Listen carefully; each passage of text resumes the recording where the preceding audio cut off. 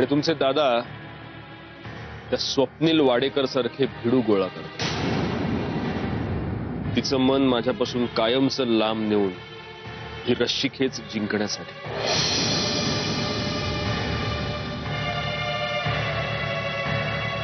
स्वप्नील वाडेकर एक उत्तम मुलगा आहे। किंबहुना मी तर असं म्हणेन की त्याच्यामध्ये ते सगळे चांगले गुण आहेत जे तुमच्यात नाही। एखाद्या मुलीने अशा मुलाला नकार देण्याचं काहीच कारण नाही। मंजिरीकडे ते कारण आहे, मी। तुमचा तो स्वप्नील वाडेकर पैशानं श्रीमंतीनं मोठा असेल कदाचित, त्याच्यासारखा मी सर्व गुण संपन्न नसेल, आदर्श नवरा नसेल, पण जेवढं प्रेम मी मंजिरीवर करतो तेवढं तो नाही करू शकत तिच्यावर कधीच। या जगात दुसरं कोणीच नाही करू शकत। मी सर्व गुण संपन्न आहे असा दावा माझा कधीच नव्हता। मला माहित आहे माझ्या स्वभावात अनेक दोष आहेत, पण माझं चांगलं वाईट जे काही आहे ते सगळं मंजिरीच्या पायावर ओवाळून टाकलंय मी कधीच, आणि ते या जगात दुसरं कोणीही नाही करू शकत।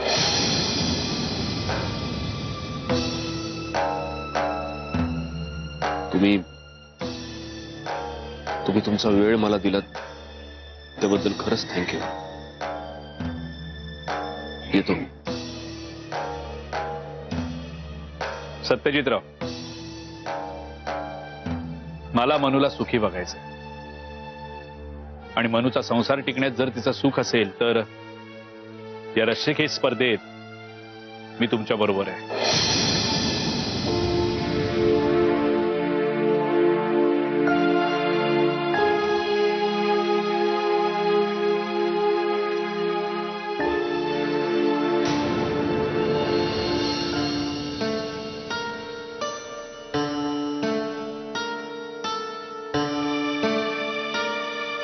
स्वप्नील, अरे तू ऑफिसला जाणार होतास ना? नाही, ते काय फार महत्वाचं नाहीये। अरे तूच मला म्हणाला होतास ना की तुमच्या काहीतरी इंटरव्ह्यूज आहेत तिकडे ऑफिसमध्ये। हा, अगं मी बोललो ऑफिसमध्ये ते पोस्टपोन करतायत। अरे पण त्याची काहीच गरज नाहीये खरंच, म्हणजे तू आज इथे नाही थांबलास तरी चालण्यासारखं आहे। अगं पण मी तुला सांगतो ना की मी स्वप्नील प्लीज, अजून कुठे कुठे पुरणार आहेस तुम्हाला?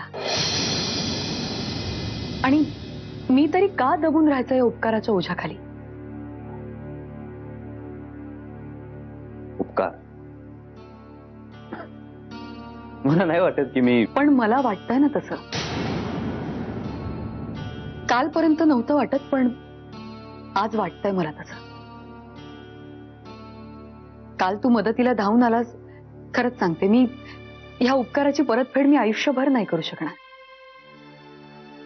पण प्लीज मला आणखी लाचार नको करूस। काय ना, माझ्या वडिलांच्या डोक्यावर मी ओझवून राहते ही भावना माझं मन खाते। त्यात आता तू भर नको घालूस प्लीज।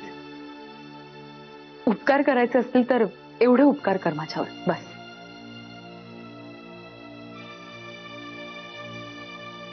सॉरी, मला माहित नव्हतं की हे सगळं तुला इतकं लागेल, नाहीतर मी बाहेरून एखाद्या माणसाने पाहिलं तर कदाचित मूर्ख वाटेन मी त्याला, किंवा कृतज्ञही वाटू शकते।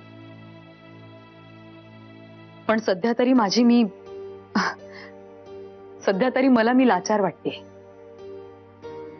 आणि तसं वाटणं नाही आवडत रे मला। आणि तू तुझी कामं सोडून इथे माझ्यासाठी थांबावंस एवढी दुबळी मी नक्कीच नाही। त्यामुळे प्लीज जर तू आता ओके ओके येतो।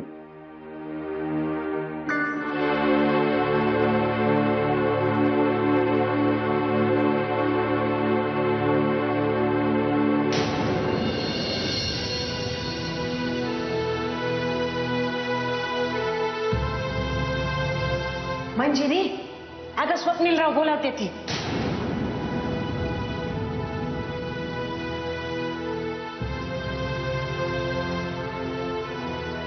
खरं सांगू का सत्यजितराव, मंजिरीच्या मनात एक रस्सीखेच चालू आहे। त्यामुळे आता तिचं मन कुठल्या बाजूला नक्की ओढलं जाईल हे मी सुद्धा नाही सांगू शकत. स्वप्नील वाडेकर एक उत्तम मुलगा आहे. किंबहुना मी तर असं म्हणेन की त्याच्यामध्ये ते सगळे चांगले गुण आहेत जे तुमच्यात नाही. एखाद्या मुलीने अशा मुलाला नकार देण्याचं काहीच कारण नाही. मला मनूला सुखी बघायचं आणि मनूचा संसार टिकण्यात जर तिचं सुख असेल तर या रस्सीखेच स्पर्धेत मी तुमच्या बरोबर आहे.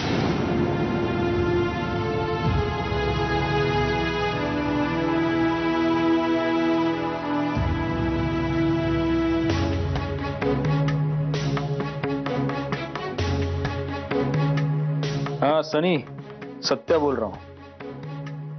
मुदोड़कर बे, क्या भूल गया तू अपने पुराने यार को? हाँ ना. अच्छा सुन, एक काम था तेरे कन्ने. खोटे डॉक्युमेंट्स बनवून हवेत. Pan card, graduation certificate, marksheet. और सुन, मार्कशीट में मार्क्स अच्छे होना. हाँ कितना? 2 दिन 2 घंटा देता हूं तेरे को. पैसा तू बोले उतना. 2 घंटा. देखा ना, जिंदगी का सवाल है. कर दे. हम्म?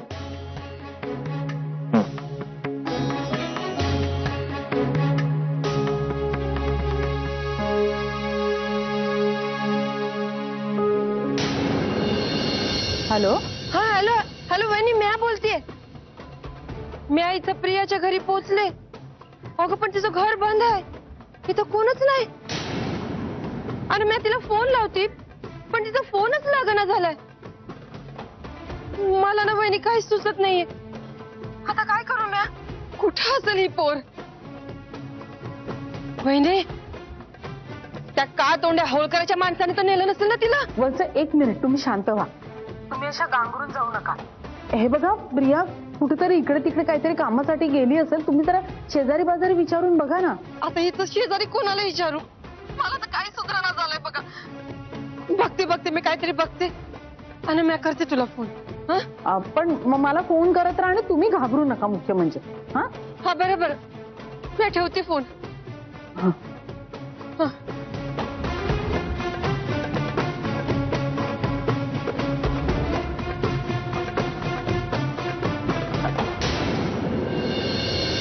मावशी,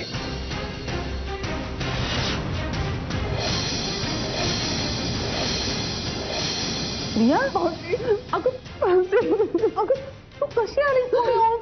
4 माणसं गेले पुण्याला तुझ्या बरोबर तुझी सोबत करायला. मावशी काय ती माणसं माझ्या घराखाली ती पहारा देत होती. मावशी ती काही करू शकतात. मी माझा जीव वाचवून आले मावशी. मला माहिती आहे मी यायला नको होतं. तू आधी शांत हो तू. मावशी मला माहितीये, मी शपथ घेऊन सांगते मला इथे नव्हतं यायचं. मी इथे नाही यायला पाहिजे, पण माझ्याकडे दुसरा पर्यायच नव्हता. मावशी मी खरं सांगते, मला खूप भीती वाटते. असं काय करते? तुझंच घर आहे, काही बिघडलं नाहीये. तू आधी आत चल, माझ्या खोलीत चल, शांत हो. चल, काही खाल्लं नशील सकाळपासून. चल आधी. One last question. स्मिता,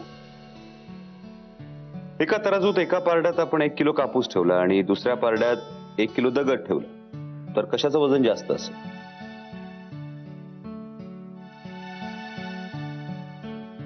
मला प्रश्न कळला नाही सर. सिंपल. तराजू असतो ना, त्याच्या एका पारड्यात आपण 1 किलो कापूस ठेवलाय आणि दुसऱ्या पारड्यामध्ये आपण एक. तसं नाही सर, मला प्रश्न कळला, पण त्याचा या जॉबशी काय संबंध आहे? काय नाही, असंच टाइमपास. ओ ऑब्विसली सर, दगडाचं वजन जास्त असतं कापसापेक्षा. There you are. Great. We'll let you know by Friday. Okay sir, thank you.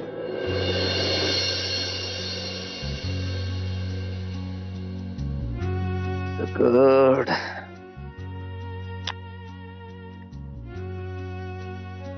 हा विद्या आत येत. काय संपला सगळा लॉट? Yes sir. आजचा दिवसच वाईट आहे म्हणून की यंदाच्या सीझनला पीकच वाईट आलंय.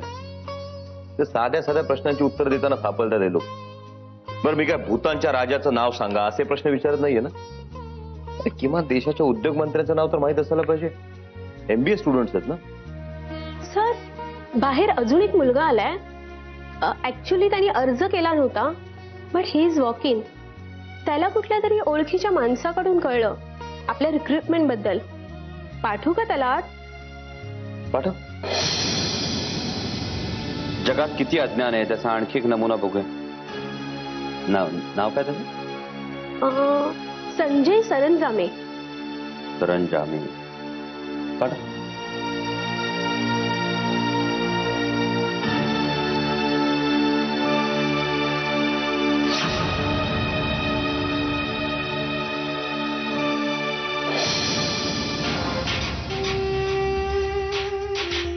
May I come in, sir?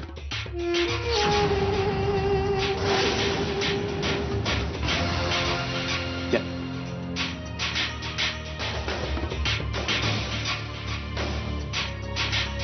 Good morning, sir. Morning.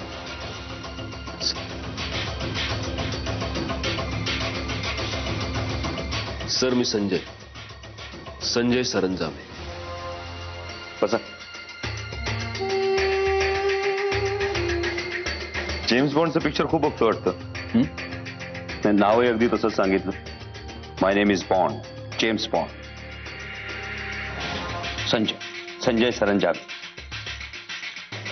Sorry sir, म्हणजे मुद्दाम असं नाही पण हो मी आजपर्यंत आलेल्या सगळ्या बॉन्ड फिल्म्स पाहिलेत सर. अगदी डॉक्टर नो पासून ते स्कायफॉल पर्यंत.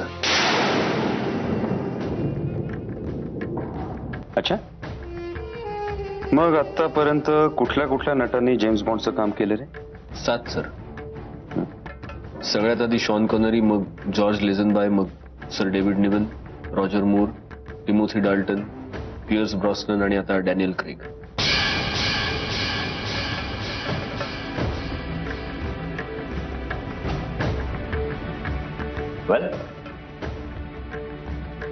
सरंजामे मला सांगू शकशील तू की भारताचे सध्याचे रेल्वे मंत्री कोण आहेत? मल्लिकार्जुन खरगे, जून 2013 पासून. जनरल नॉलेज बरंच इम्प्रेसिव्ह आहे तुमचं. सरंजामे तू मूळचा सातारचा का? हो, पण माझं शिक्षण कोल्हापुरातच झालं. बा. आणि मग बरं घरी कोण कोण असतं तुझ्या? आजी असते, आई असते, आत्या, बहीण, भाऊ, बहिणी. मोठी फॅमिली आहे खरी सर. पण माझी आई असं म्हणते की जोपर्यंत सून घरात येत नाही तोपर्यंत आपली फॅमिली अपूर्ण आहे.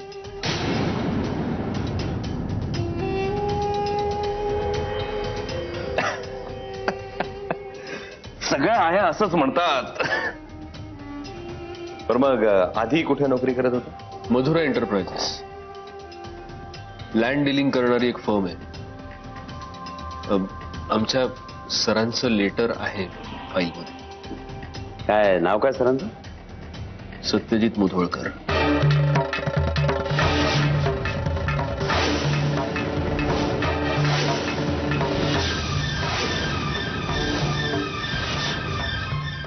ती नोकरी का सोडली? नाही सर, सोडली म्हणजे मी MBA पूर्ण करता करता पार्ट टाइम ती नोकरी करत होतो. पण नंतर मग आमचे सत्यजित सरच म्हणाले MBA पूर्ण झाल्यावर की लँड डीलिंग मध्ये तुला काही फारशी ग्रोथ नाही. ही खरं तर गुंडांचीच लाईन आहे. तुझ्यासारख्या व्हाईट कॉलर्ड माणसाला एक चांगली बेटर नोकरी हवी, म्हणून मग सोडली सर. हे तुमचे मुधोळकर सर पण गुंड आहेत का? नाही sir, he is a gentleman. बस. इथला जॉब प्रोफाईल तर लक्षात आलाच असेल. हो, आलाय सर. बरं पगाराची अपेक्षा? सध्या तुम्ही द्याल तो, आणि एकदा माझी गुणवत्ता सिद्ध झाली की तिला शोभेल असा. आणि ती गुणवत्ता ठरवायची कोण? ऑफकोर्स तुम्ही सर. आणि समजा ती गुणवत्ता समजल्यावरही मी तुझा पगार वाढवला नाही तर मग काय, राजीनामा टाईप करायला 6 मिनिटं पुरतात सर.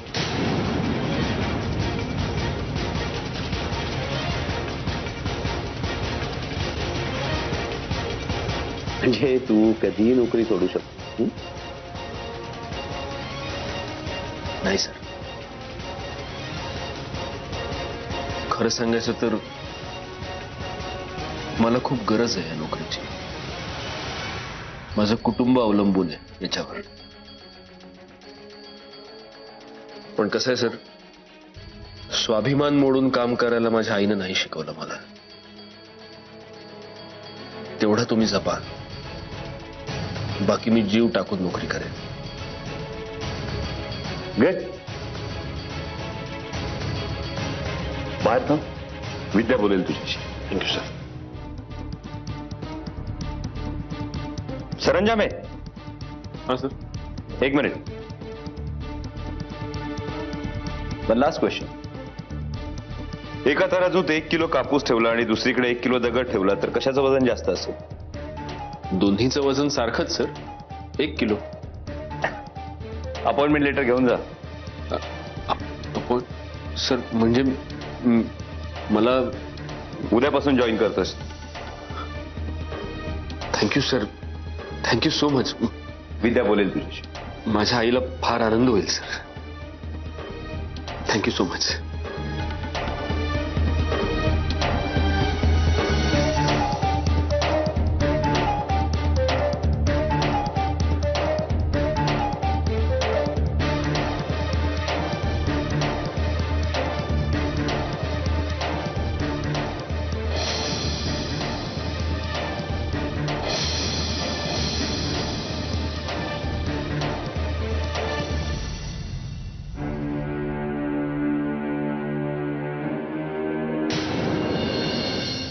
सावकाश प्रिया, काय झालं?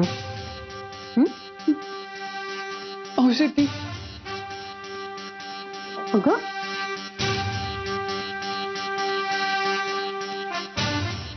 काय झालं प्रिया? अगं काय ही मुलगी? बैस इथे, बैस इथे. शांत हो तू, आधी शांत हो. शांत हो प्रिया. प्रिया आता मला सांग, तू कशी आलीस पुण्याहून? मावशी, ती माणसं माझ्या घराबाहेर उभी होती पहारा देत. मला माहिती होतं दिवसा उजेडी ते काही करणार नाहीत, पण रात्र झाल्यावर माझं जगणं मुश्किल करतील. म्हणून मला अंधार पडायचा, काही करून घराबाहेर पडायचं होतं. मी कशी बशी माझी बॅग भरली, गरजेपुरते कपडे घेतले आणि लपत छपत घरातून निघाले. आमच्या वॉचमनला रिक्वेस्ट केली की सोसायटीचं मागचं दार उघड म्हणून, जे नेहमी बंद असतं. मावशी, तिकडनं जी मी निघाले ती डायरेक्ट घराबाहेर येऊन थांबले. खरंच जीव मुठीत धरून आले मी. मावशी, मला खूप भीती वाटत होती. हे बघ, तू सुहासरावांना फोन नाही केला? अगं त्याला फोन करून काय उपयोग आहे? तो फ्लाईट मध्ये असेल, आणि जरी लँड झाला असेल तरी तो तिकडनं काय करणार होता? हे बघ, तू अगदी योग्य तो निर्णय घेतला. प्रिया, तू आता इथे आली आहेस ना, इथे कोणालाही घाबरायचं कारण नाहीये तुला. काय? नाही मावशी, पण इथे येऊन मी खरंच खूप मोठी चूक केली. मगाशी भीतीपोटी माझं डोकंच बधीर झालं होतं. कुठलाही विचार करता येत नव्हता. पण इतकी साधी गोष्ट मला कळायला हवी होती ना, की मी अशी इथे आल्यामुळे सत्यजितसाठी किती मोठी अडचण निर्माण होऊ शकते. म्हणजे मंजिरीमुळे. प्रिया,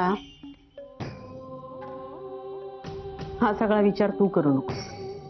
कसा करू नको मावशी? या घराला जरी मी नकोशी असले ना, तरी हे घर माझं आहे असं मी मानते. इथल्या माणसांच्या बऱ्या वाईटाचा विचार मी. या घरात तू कोणालाही नकोशी नाहीये. हा तुझ्या मनाचं मोठेपण आहे. मला बरं वाटावं म्हणून तू असं बोलते. गेल्या वेळी मी आलेले तेव्हा आजींचं आडून आडून बोलणं माझ्या लक्षात. मला माहितीये, पण ते त्यांचं मत होतं. तो या घराचा निर्णय नव्हता. प्रिया, आपण एवढंच म्हणूया की परिस्थितीचा गुंता आणखीन वाढू नये म्हणून आपल्याला काही गोष्टींची काळजी घ्यावी लागेल.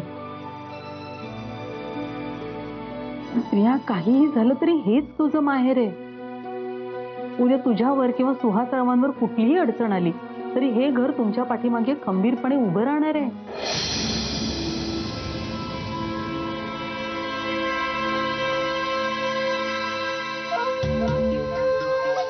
मावशी, हे उपकार मी आयुष्यभर. उपकार नाही, हक्क आहे तो तुझा. तू या घरावर तेवढा जीव लावलाय. हा, आता काही फासे चुलत्याचे उलटे झाले म्हणून नात्यांमध्ये नको असलेला अवघडलेपणाला एवढंच.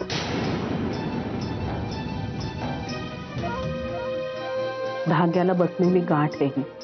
धागा तुटलेला नाही, आज तो आहे तसाच आहे.